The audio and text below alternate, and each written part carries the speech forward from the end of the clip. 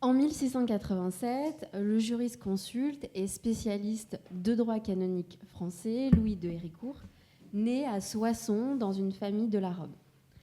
Après une brève carrière militaire et dans les ordres, il prête serment à l'âge de 27 ans en tant qu'avocat au Parlement de Paris, en droit civil et en droit canonique, une profession qu'il exercera jusqu'à sa mort en 1752.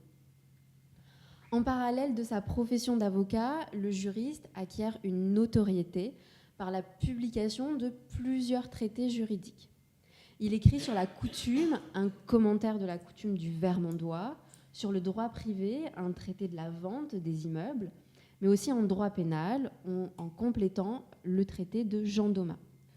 Toutefois, c'est en matière canonique qu'il acquiert sa renommée, notamment grâce à une œuvre intitulée « Les lois ecclésiastiques de France dans leur ordre naturel », publiée pour la première fois en 1719 et rééditée à de nombreuses reprises, tant du vivant de l'auteur que de manière posthume.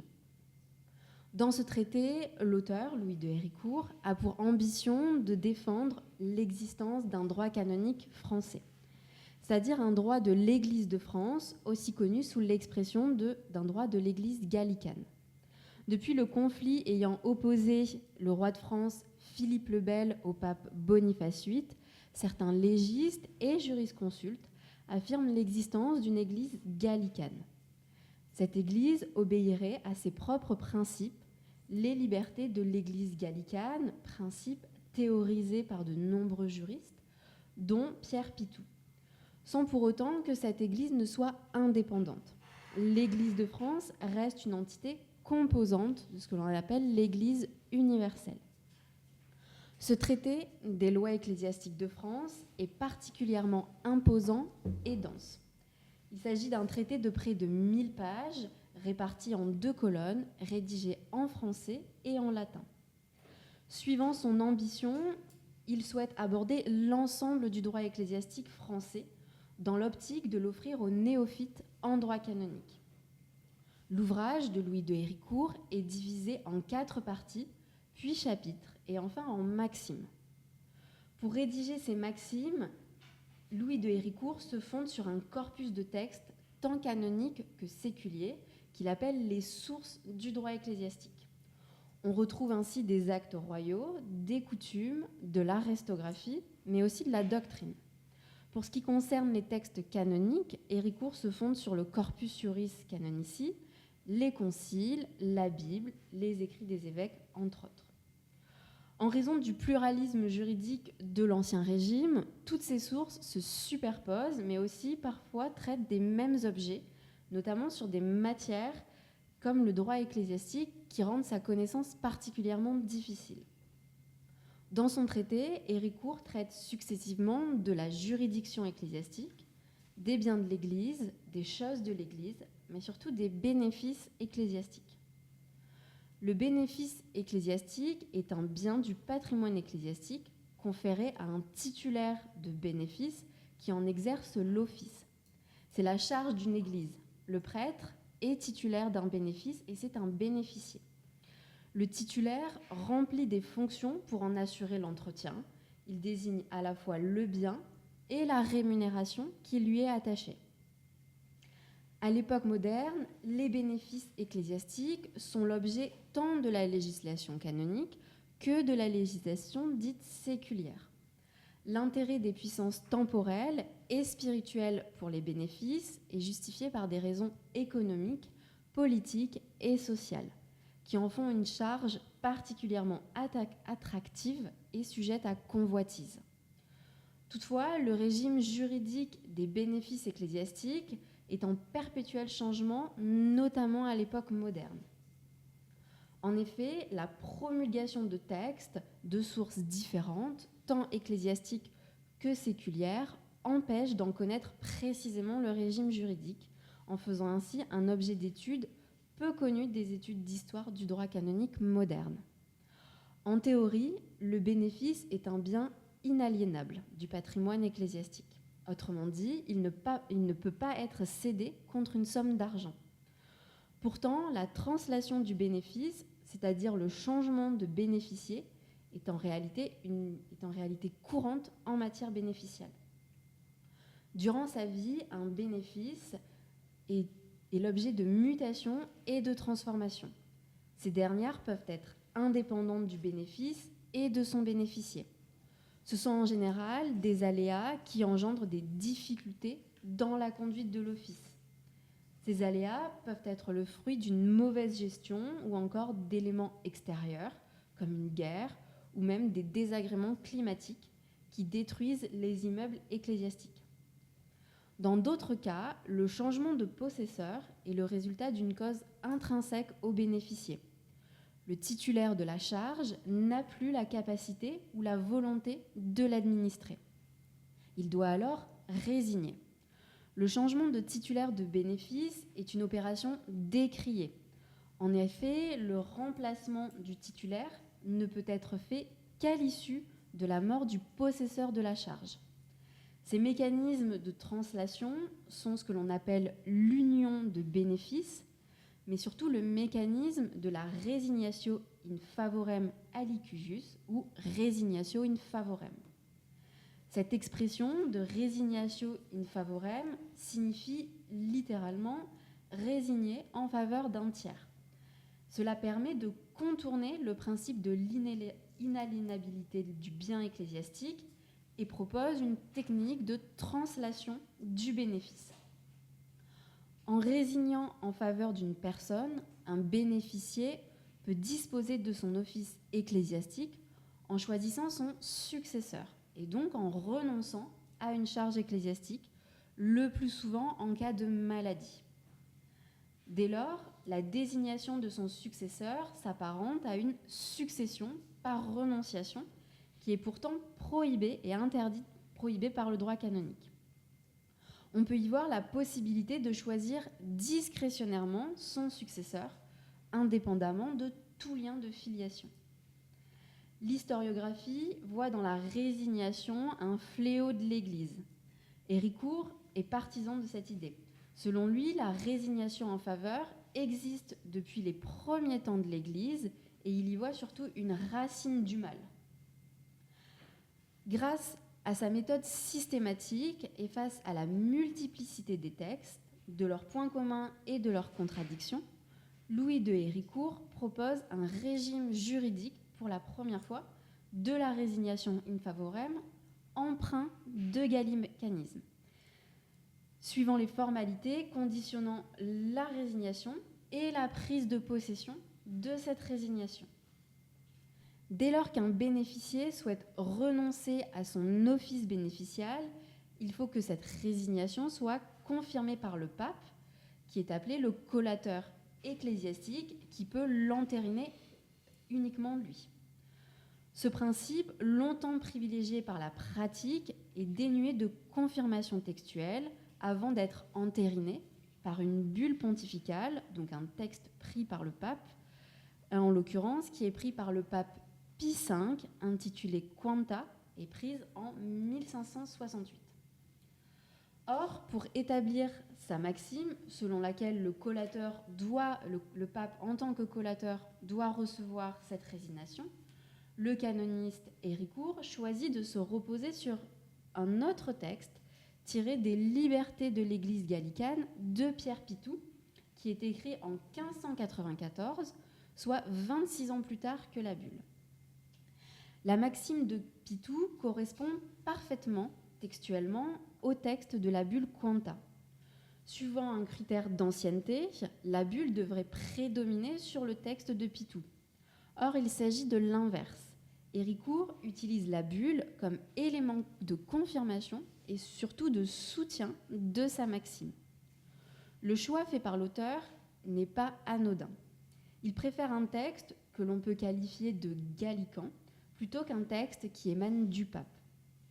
Il faut noter que le canoniste reste réaliste, puisqu'il mentionne un texte canonique, contrairement à d'autres canonistes, gallicans également, comme Gibert, qui préfère occulter tout simplement la bulle Quanta. Ce choix démontre que dans la construction de son régime juridique de la résignation, le juriste place les sources juridiques dont il dispose sur un même plan, mais qu'il est amené à faire des choix, et surtout des choix politiques. La faveur faite au traité de Pitou par Héricourt ne s'arrête pas seulement à l'entérinement de la prérogative pontificale. Il le reprend pour décrire une limite imposée au pouvoir du pape.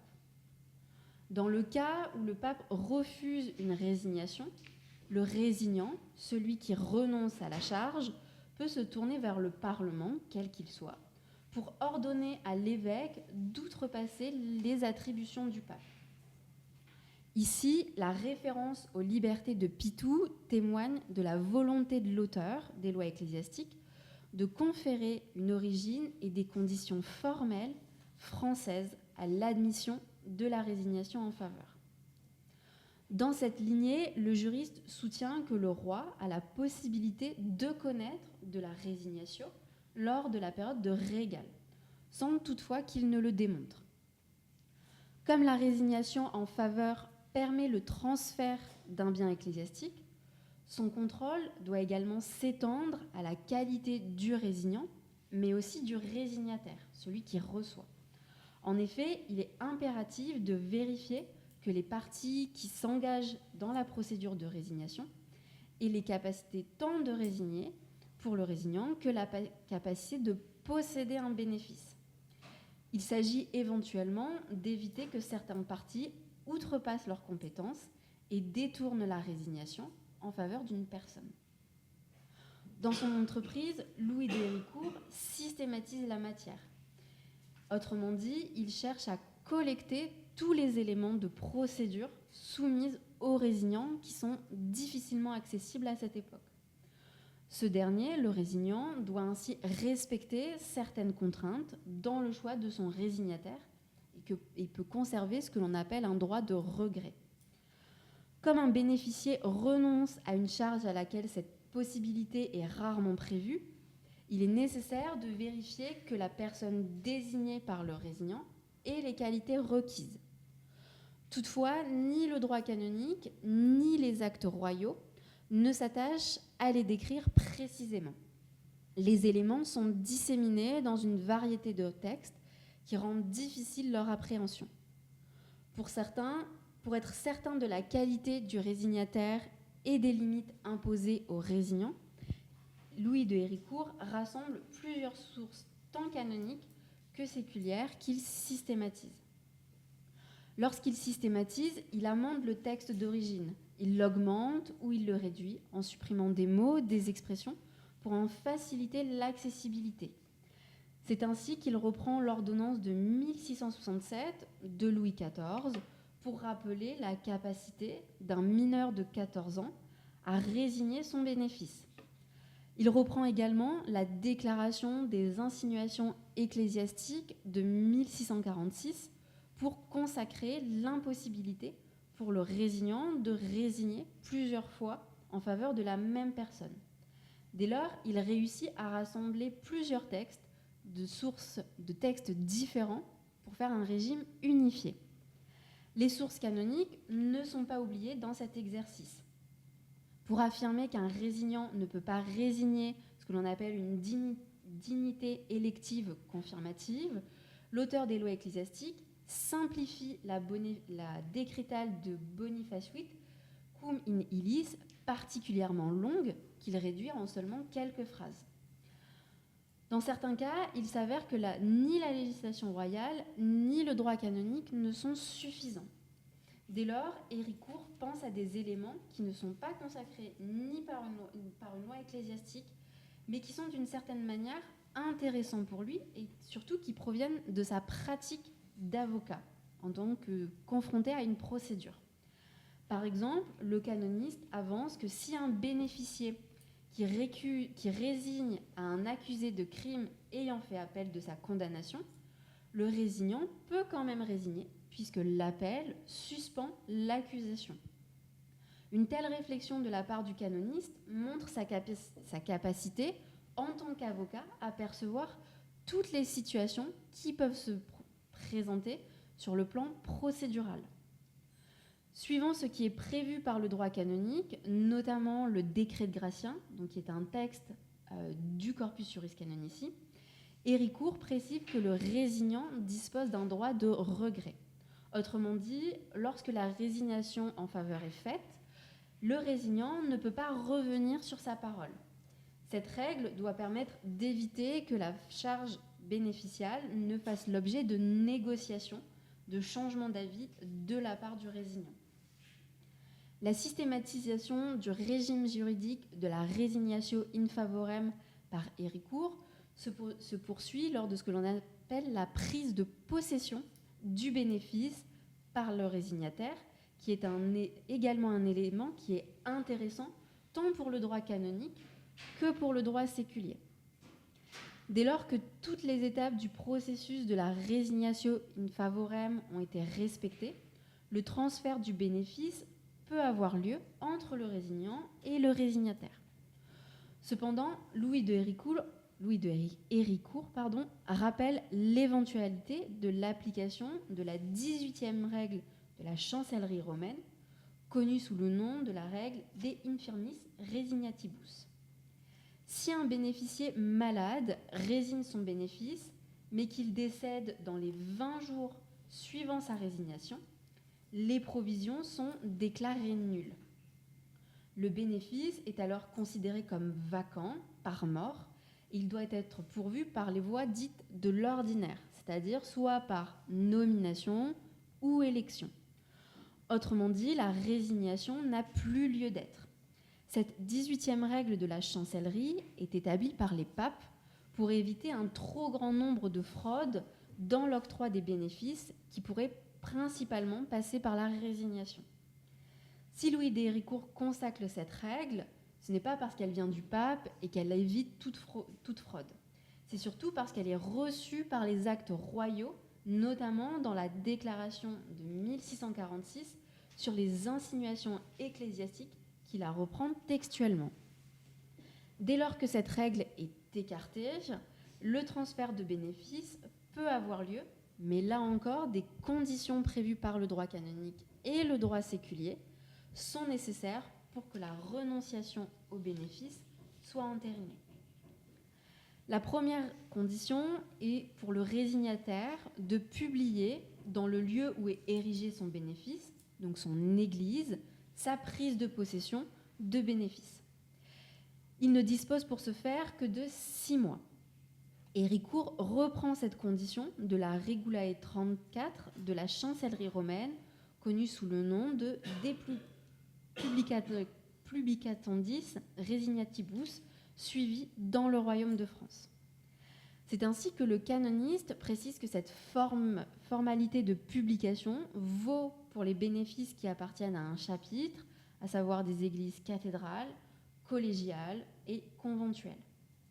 Il faut également que le greffier du chapitre émette soit un acte de prise de possession, soit un acte de refus dans le cas où le résignataire refuse d'être pourvu.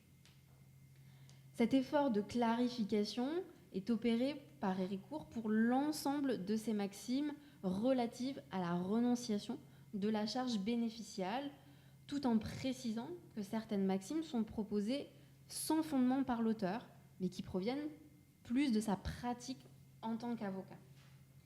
Cette clarification des textes séculiers et canoniques par Héricourt lui permet d'élaborer un régime juridique de la résignatio in favorem relativement clair.